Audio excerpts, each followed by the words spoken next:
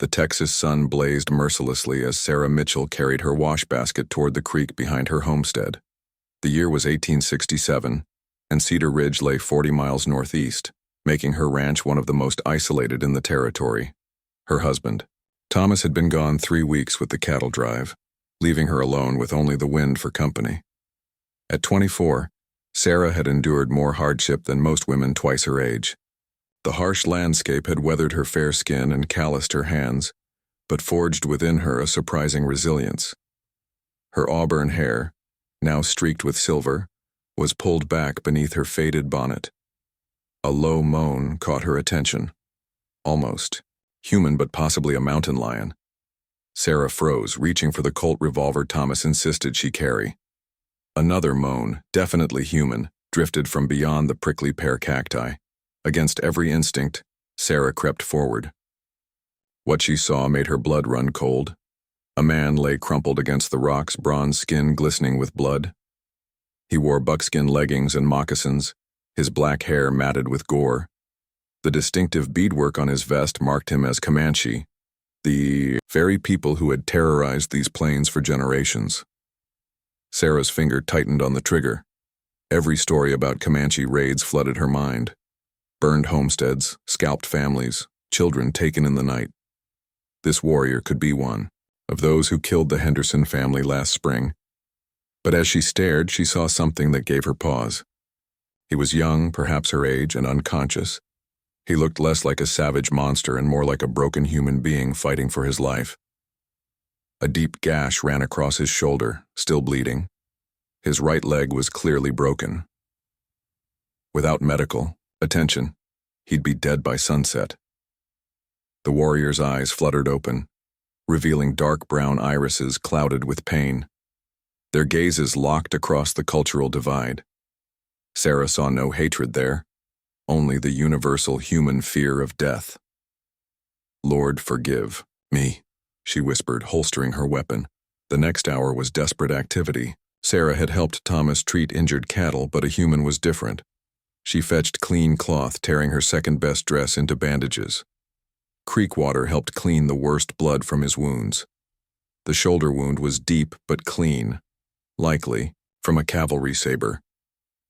She pressed cloth firmly against it, ignoring how he tensed under her touch. The broken leg was another matter. She'd seen Thomas set similar breaks on horses. The principle couldn't be that different.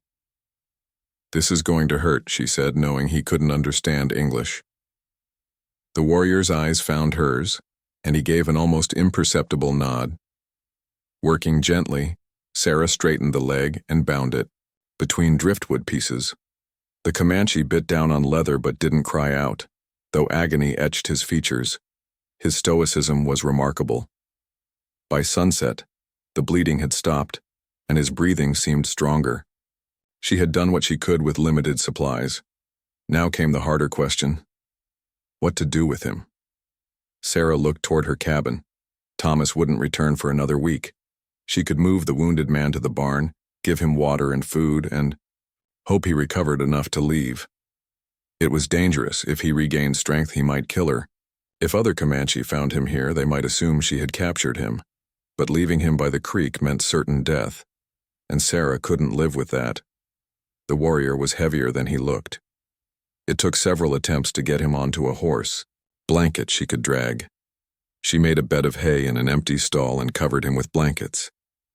As darkness fell, Sarah sat in her kitchen, staring toward the barn. She had just made a decision that could cost her everything. But for the first time in months, she felt something other than loneliness and fear. She felt purpose. The wounded Comanche stirred once during the night, long enough to drink water. She held to his lips. In the lamplight, she could see his face more clearly, strong features and intelligent eyes, with none of the cruel hardness she'd expected. "My name is Sarah," she said softly, pointing to herself. He watched her lips form the words, then spoke in his own language, something soft and musical. Then, surprising her, he placed his hand over his heart and said clearly, "Ayana." Sarah repeated the name. A ghost of a smile crossed his face before exhaustion claimed him. As dawn broke, painting the sky pink and gold, Sarah prepared breakfast with trembling hands. She had crossed a line from which there might be no return. But as she carried broth to the barn, she found herself humming an old hymn. Whatever consequences awaited, she had chosen mercy over fear, compassion over prejudice. She could only pray that choice wouldn't destroy them both. Sarah woke before dawn to the thunder of hoofbeats, circling her homestead like wolves around a campfire. Her blood turned to ice as she peered through the bedroom curtains. In the gray light, she could make out mounted warriors positioned around her property. They sat motionless on their ponies like statues carved from shadow. Sarah counted at least a dozen, though there might be more hidden. Each carried a lance or rifle, and even in dim light, she could see the distinctive profiles that marked them as Comanche. This was what every settler dreaded. Comanche warriors come for blood. But these weren't raiders passing through. They had come specifically for her homestead. The wounded warrior had somehow brought his people here. As the sun crested the horizon, Sarah got her first clear look. The warriors were magnificent and terrifying in equal measure. Their horses bore painted symbols, and the men wore war paint in red and black patterns. Feathers adorned their hair, and metal glinted from weapons and ornaments. One warrior sat ahead of the others, clearly their leader. He was older, perhaps in his 40s, with graying streaks in his black hair and battle scars. His presence commanded respect even from a distance, likely a war chief of significant importance. The standoff continued for what felt like hours. None of the warriors moved or spoke. They simply waited with infinite patience. Sarah understood. They were giving her time to emerge voluntarily, but that patience had limits. Finally, gathering courage, Sarah opened her front door and stepped onto the porch. The morning air was crisp and clean, filled with sage scent and the promise of rain. Under different circumstances, it would have been beautiful. The war chief urged his horse forward, stopping outside her garden fence. When he spoke, his English was accented but clear. "Woman," he called, "you have something that belongs to us." Sarah's mouth was dry. I don't understand," she managed, though she did. The chief's dark eyes seemed to look through her. "My nephew. Where is Ayanna?" So, that was the wounded warrior's name. Sarah's knees felt weak. He's in the barn. He's alive but badly hurt." Several warriors shifted restlessly, hands moving toward weapons. The chief raised his hand slightly and they stilled. "You captured him?" "No," Sarah said quickly. "I found him by the creek. He was dying. I helped him." The chief studied her for a long moment. Why? It was such a simple question that cut to the heart of everything. Why had she helped her people's enemy? Sarah struggled to find words that could bridge the vast cultural divide. "Because he needed help," she said finally. "Because leaving him to die would have made me no better than an animal." Something shifted in the chief's posture. "You are alone here." Sarah nodded. "My husband is away with the cattle drive. He'll be back soon." The lie came easily. She needed them to believe. Help might arrive. "Show me," the chief commanded. Sarah's legs felt like water as she walked toward the barn, acutely aware of warriors' eyes following her. The chief dismounted and walked beside her, his moccasins silent on packed earth. Up close she could see he was powerful despite his age, with the bearing of someone accustomed to command. The barn was dim and cool. Ayanna lay where she had left him, though he appeared awake and alert. When he saw the chief, he tried to sit up, speaking rapidly in their tongue.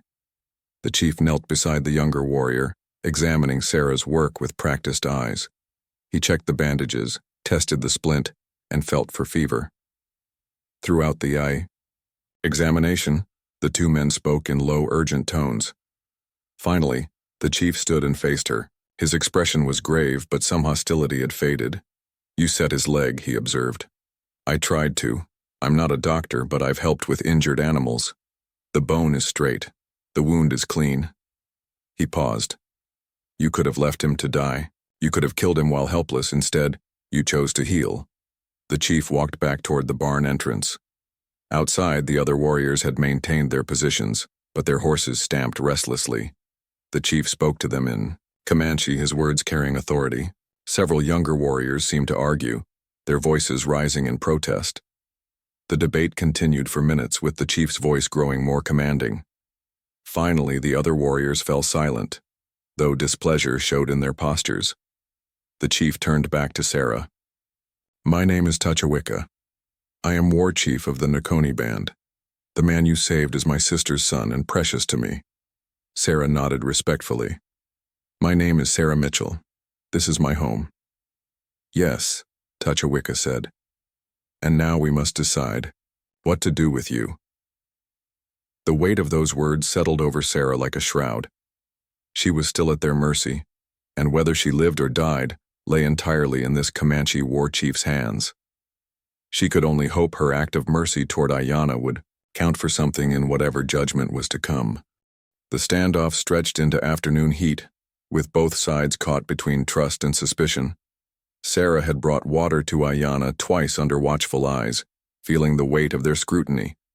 Some warriors watched with curiosity, others with barely concealed hostility. The younger warriors seemed eager for action. Tachawicca had positioned himself on Sarah's porch, observing both his men and the white woman who had become the center of this unprecedented situation. He spoke little, but Sarah sensed profound deliberation behind his weathered features. As the sun reached its zenith, bringing oppressive heat, commotion arose from the south.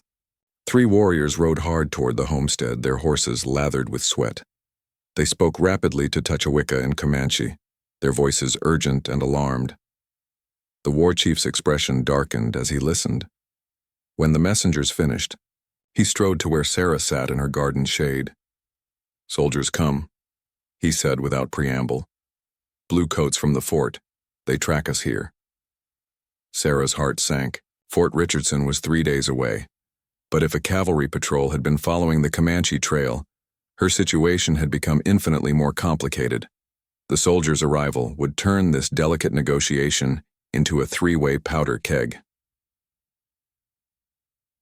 "How trow? Many?" she asked. 20, perhaps more. "They will be here before sunset." Tachawicca's eyes were grim. "They will see us here. They will think we hold you captive." Sarah understood immediately. The soldiers would assume the worst, that she was being tortured or held for ransom. They would attack without questions, and in the resulting battle everyone might die. "There's a root cellar behind the house," she said quickly. "It's hidden by the vegetable garden. Your men could hide there until the soldiers leave." Tachawicca shook his head. "We do not hide, like prairie dogs, but there may be another way. You saved Ayanna. Perhaps now you help us again? What do you want me to do?" "Tell the soldiers we were never here. Tell them you have seen no Comanche." It was a simple request, requiring her to lie to her own people, to federal troops who might be her only protection. But as Sarah looked toward the barn where a young warrior fought to recover from wounds that should have killed him, she realized her choice had been made days ago. "And if they don't believe me, then we all die today," Tachawicca said matter-of-factly. "But if you speak true, if you convince them, then perhaps a new path opens between our peoples." The next hour was careful preparation. Moving Ayanna required 4 warriors to carry him without aggravating injuries. The root cellar was indeed hidden, accessed through a wooden door flush with the ground and covered by squash vines. It was larger than it appeared, carved deep to store vegetables through harsh winters. They made Ayanna comfortable on blankets, with water and dried meat within reach. Despite his pain, he seemed to understand the gravity. Before the warriors sealed him in, he caught Sarah's hand and spoke in Comanche. "He says you are brave," Tachawicca translated. "He says you honor both our peoples." With Ayanna hidden and other warriors melting into the landscape like ghosts, Sarah was left alone to face what might be the performance of her life.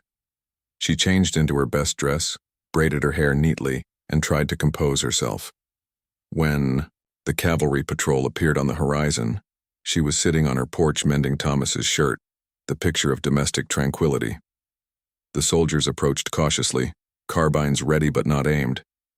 Their leader, a young lieutenant with the pale complexion of someone new to the frontier, dismounted and approached. "Ma'am," he said, touching his hat brim.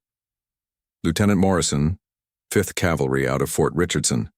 We're tracking a Comanche war party that passed through this area. Have you seen any sign of hostiles?" Sarah looked up from her sewing with what she hoped was the right mixture of concern and confusion. "Comanche? No, Lieutenant, I haven't seen any Indians. When did they come through?" "We believe yesterday or today. You're certain you've seen nothing? No riders, tracks, smoke signals?" "Nothing at all," Sarah said, meeting his eyes steadily. "My husband is away with the cattle drive, so I've been staying close to the house, but I would have noticed something like that." Lieutenant Morrison looked around the homestead, taking in every detail. "You're out here all alone, ma'am? That's not safe with hostiles in the area." "I have my rifle," Sarah said, patting the weapon across her lap. "And Thomas will be back soon. I can take care of myself." The lieutenant clearly had doubts, but was eager to continue his pursuit. "We'll search the area quickly if you don't mind, just to be sure." Sarah's heart hammered, but she nodded agreeably. "Of course. Check anywhere you like." The search was thorough, but rushed. Soldiers looked through the barn, circled the house, and poked through her chicken coop. One young private noticed the vegetable garden and began walking toward it, but Sarah quickly called out, "Be careful of my squash vines. I've been nursing them all summer." The private stopped, not wanting to destroy a frontier woman's precious vegetables. After 20 minutes, Lieutenant Morrison called his men back. They had found nothing. The Comanche had covered their tracks too well. "Ma'am, if you see any sign of Indians, get to the fort immediately," the lieutenant said as he remounted. "These are dangerous times. That war party we're tracking has already hit 2 ranches to the south." Sarah nodded solemnly. "I'll be careful, Lieutenant. Thank you for checking on me." As the cavalry rode away, Sarah remained on her porch until they were specks on the horizon. Only then did she allow herself to breathe normally. She had lied to federal troops and gotten away with it. One by one, the Comanche warriors emerged from hiding places like spirits materializing from Earth itself. Tachawicca was the last to appear, rising from behind the chicken coop where he had somehow concealed himself. "You did well," he said simply. Together, they freed Ayanna from the root cellar. The young warrior looked pale but alert, and he managed a weak smile when he saw the crisis had passed. The war chief knelt beside, his nephew speaking softly in their language. When he stood, Tachawicca's expression was grave but no longer hostile. "You have saved Ayanna twice now," he told Sarah. "First from death, then from capture. This creates a debt between us that must be honored. I just did what seemed right." "Yes," the chief said. "And that is why you live when others would have died. You see beyond skin color to the person beneath. This is rare wisdom." As evening approached, the warriors prepared to leave. Ayanna was still too weak to ride far, but they had constructed a travois that would allow him to travel without aggravating injuries. Before departing, Tachawicca approached Sarah one final time. "We will remember what you have done," he said. "And if you are ever in need, if danger threatens you or yours, send word. The Nokoni will come."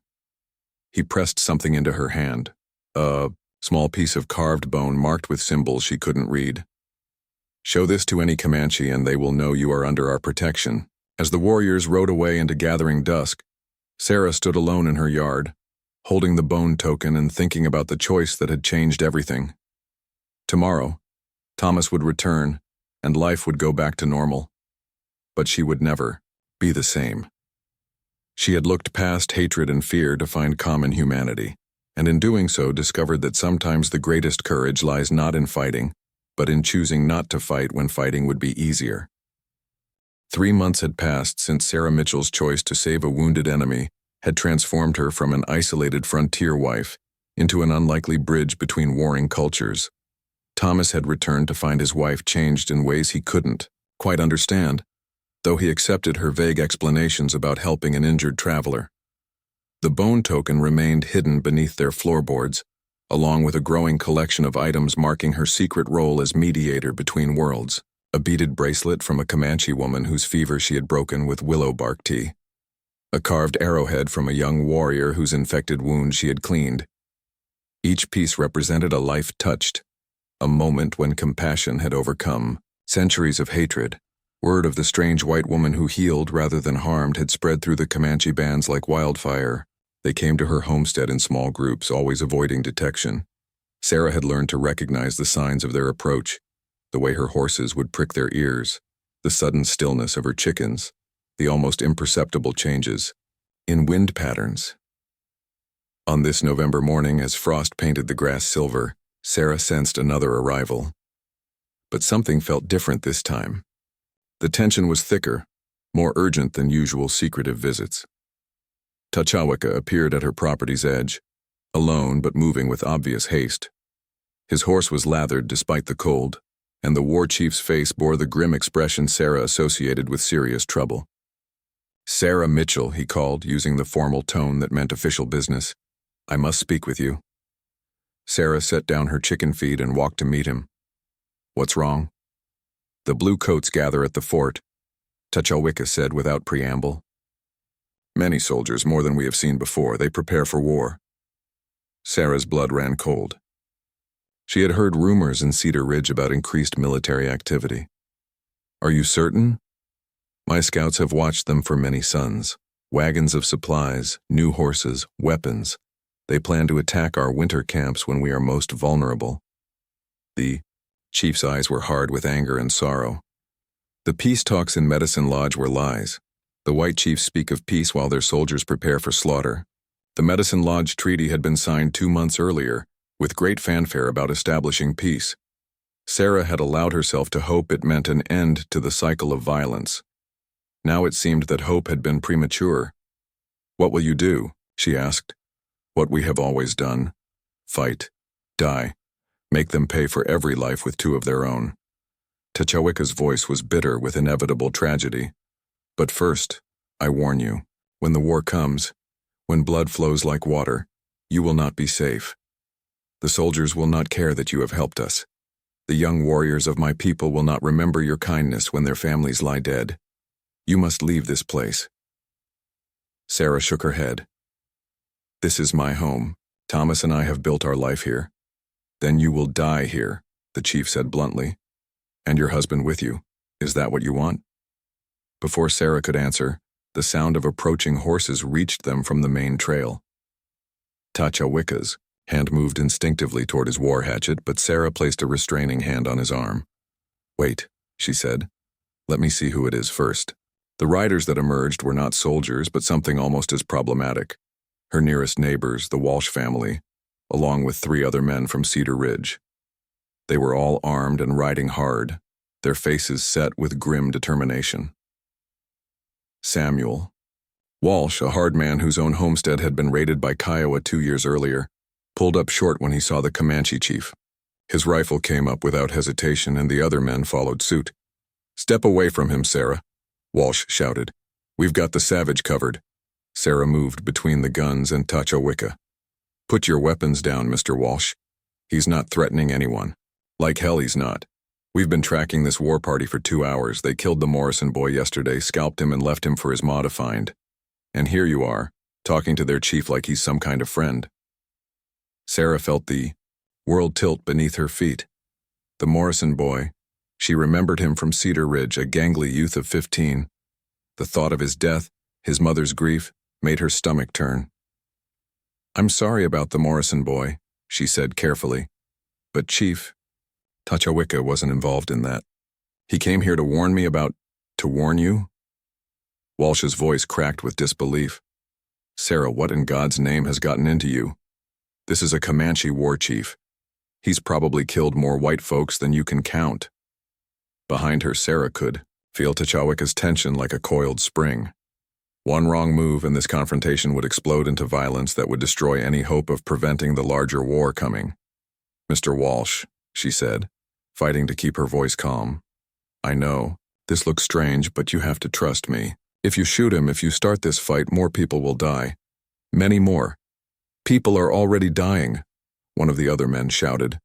While you've been playing nursemaid to savages, they've been murdering our neighbors. Sarah knew she had to take a desperate gamble. These men were scared, angry, looking for someone to blame for all the violence they had endured. But they were also her neighbors, people she had known for years.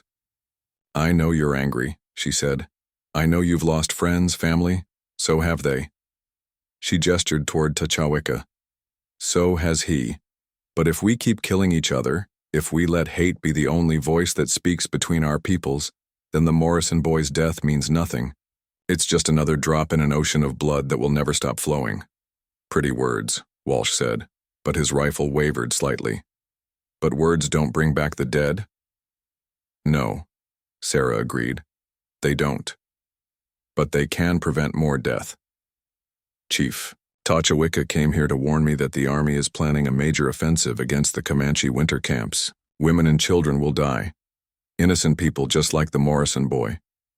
She could see uncertainty creeping into some faces.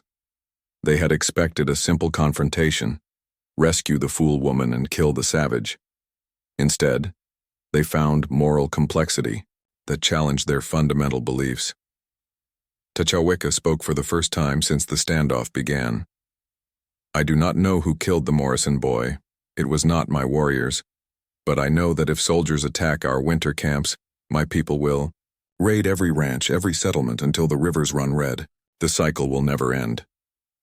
"And why should we trust the word of a Comanche?" Walsh demanded. "Because I trust it," Sarah said simply. "Because 3 months ago I found his nephew dying by my creek. I could have let him die, or killed him myself. Instead, I chose to heal him. That choice led to others, and now I've treated dozens of Comanche warriors, women and children.